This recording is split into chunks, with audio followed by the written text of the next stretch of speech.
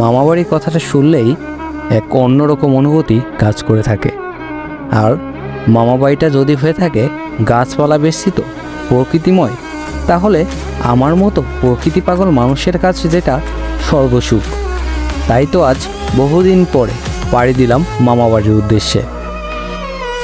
প্রায় 2 ঘন্টা জার্নি করার পরে অবশেষে কিন্তু মামাবাড়িতে পৌঁছালাম। মা আগেই কিন্তু ব্যাগ নিয়ে চলে আসছিল মামাবাড়িতে আসার জন্য, কারণ সেও কিন্তু অনেক দিন পরে মামাবাড়িতে এলো আমাদের সঙ্গে। এটা হচ্ছে আমার দাদুর সমাধি মন্দির, আর এই সমাধি মন্দিরে প্রণাম করেই আমরা মামাবাড়ির দিকে যাব।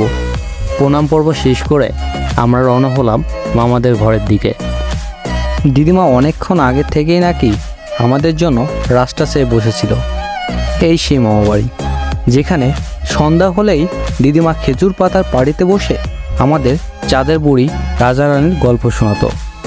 সময়টা মনে পড়লে মনে হয় এই সেই দিনের কথা, কিন্তু সময় তো অনেক পেরিয়ে গিয়েছে। ছোটবেলার সেই সুন্দর স্মৃতিগুলো মনে পড়ে কোথা থেকে যেন চোখের কোণে এক বিন্দু জল এসে দাঁড়ালো। ছোট এক মামাতো ভাইকে নিয়ে চলে গেলাম অরণ্য ঘুরতে। দিদিমার বাগানগুলো ঘোরার সময় বারবার আমার মনে হচ্ছিল বিভূতিভূষণ বন্দ্যোপাধ্যায়ের অমর সৃষ্টি আরণ্যকের কথা। যেদিকে চোখ যায় সেদিকে শুধু বাগান আর বাগান।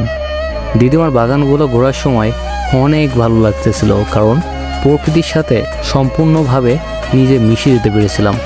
প্রকৃতির এত কাছাকাছি যদি না আসা যেত, তাহলে হয়তোবা প্রকৃতির আসল সৌন্দর্য যেটা, সেটা আমি উপলব্ধিই করতে পারতাম না। অনেকটা সময় ধরে দিদিমার বাগানগুলো ভ্রমণ করার শেষে আমরা এখন চলে এলাম আমার দাদুর প্রতিষ্ঠা করা গ্রামের কমিউনিটি ক্লিনিকে। দাদু তার নিজের জমি দান করেছিলেন অসহায় মানুষের চিকিৎসা সেবার জন্য। যদিও দাদু এটা দেখে যেতে পারেননি। আমার দাদুর অনেক ইচ্ছা ছিল তার ছেলে ডাক্তার হবেন। মামা ডাক্তার হলেন ঠিকই, কিন্তু দাদু সেটা দেখে যেতে পারেননি।